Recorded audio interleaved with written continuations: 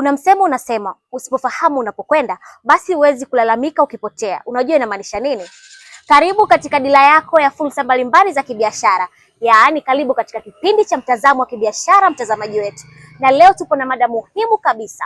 Mada ya leo ni kwamba, je, kuna umuhimu gani wa wewe mfanyabiashara kuweka malengo?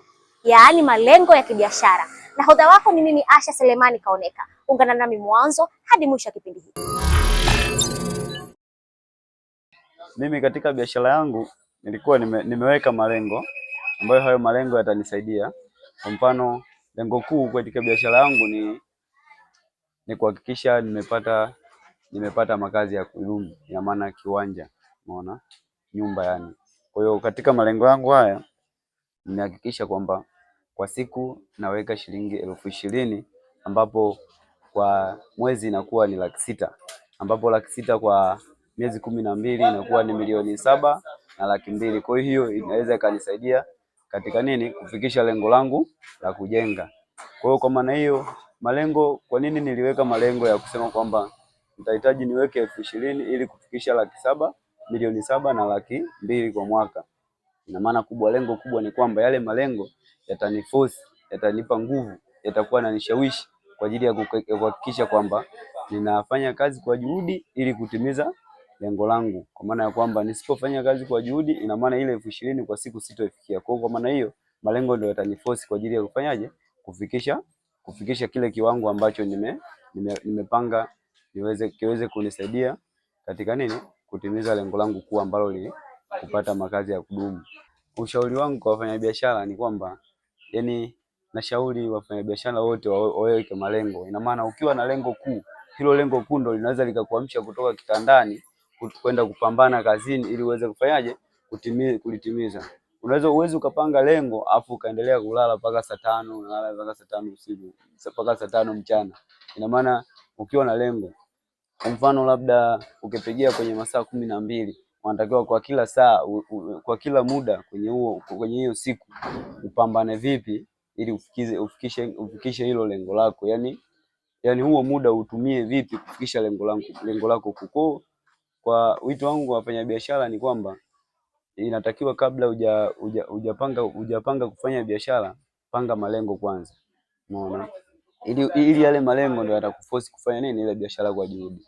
Nafanya biashara ya phones accessories, yani nauza simu na vifaa vyake, cover, protector, charger na vinginevyo.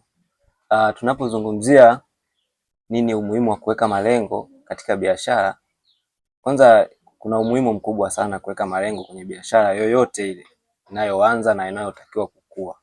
Umuhimu wa kwanza, inakupa dira kamili ya hiyo biashara, itafika wapi, itakuwaje na itafanyika vipi ili kuipush biashara yako kuongezeka. Pia inakusaidia kuhifadhi mtaji. Malengo yanakusaidia kuhifadhi mtaji, hautatoka nje. Ukiwa na malengo huwezi ukafanya labda kutumia pesa ya mtaji kwenye mambo mengine. Kama una malengo sahihi na unahitaji kuyatekeleza malengo yako, basi itakusaidia, malengo yatakusaidia kuhifadhi mtaji wako na utakuwa polepole kadri ulivyojiwekea. Ninapozungumzia kwanza malengo, pia yamekuwa kwenye pande mbili. Unaweza kawa na malengo ya muda mrefu au malengo ya muda mfupi. Ni kutokana na nguvu yako uliyoiwekeza. Sasa wewe kama wewe mfanyabiashara, umeweka nguvu kiasi gani na unataka kuachieve kwa muda gani? Umeona? Kwa hiyo naweza nikasema kikubwa zaidi malengo yanatusaidia kukuza biashara kiujumla, kuwa watu wakubwa zaidi baadaye. Wito wangu kwa wafanyabiashara wengine juu ya kuweka malengo, mimi ni wasii tu. Malengo ni ya muhimu sana kwa sababu kwa wafanyabiashara wengi wanapotea. Mimi nao niliowakuta kwenye game na wanaoingia kwenye game wanapotea kwa sababu ya kutokuyasimamia malengo. Na kutokuyasimamia malengo, hawaheshimu fedha. Umeona?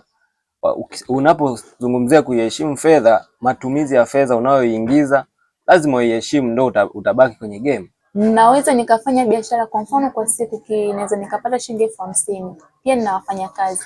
Pia naweza nikawapa nenyewe motisha ya kufanya mambo yao kwa siku yakawa yapo vizuri na kuendelea. Pia malengo mimi yananisaidia kuweka vipaumbele ambavyo mimi navipanga kwa baadaye vizuri na vibora zaidi kwa maisha yangu ya baadaye. Na pia inanisaidia hata watu ambao wapo nyuma yangu wafuate motivation ambayo mimi naifanya, ndio wafanye biashara ambayo mimi naweza kuifanya kwa usahihi na uaminifu zaidi. Na pia inaweza kukusaidia ukapata wafanyakazi ambao ni wazuri na pia ni waaminifu na wanapata ile motisha ya kuuza biashara yako ambayo inaenda vizuri. Kuna kitu kwa lugha ya kiuchumi tunaita economic order quantity. Hii ni mbinu ya kimahesabu ambayo tunaitumia kwenye uchumi, ambayo inasaidia mfanyabiashara ajue ni kiasi gani cha mzigo anaweza kakiagiza ili kupunguza gharama za usafirishaji. Unajua, unapoagiza mzigo mara kwa mara, yani kwa mfano umeagiza round hii, ukaagiza round hii, gharama za usafirishaji zinakuwa nyingi. Kwa hiyo economic order quantity au EOQ kwa lugha ya kiuchumi inatusaidia sasa, inamsaidia mfanyabiashara kujua ni kiwango gani aagize ili kukidhi gharama za usafirishaji na vile vile gharama za kustore mzigo kwenye warehouse au sehemu yoyote ambayo anaenda kuhifadhia mzigo. Mpaka kufikia hapa hatuna la ziada katika kipindi cha mtazamo wa kibiashara kwa siku ya hii leo. Wewe kama mfanyabiashara, unachopaswa kukumbuka ni kwamba lengo ambalo halijaandikwa ni sawasawa na ndoto. Ili kutimiza malengo yako, inapaswa uandike malengo yako kwa usahihi ya kile unachotaka kukifikia. Kwa niaba ya mpiga picha wangu Alex Siara na timu nzima iliyofanikisha kipindi hiki, mimi ni Asha Kaoneka.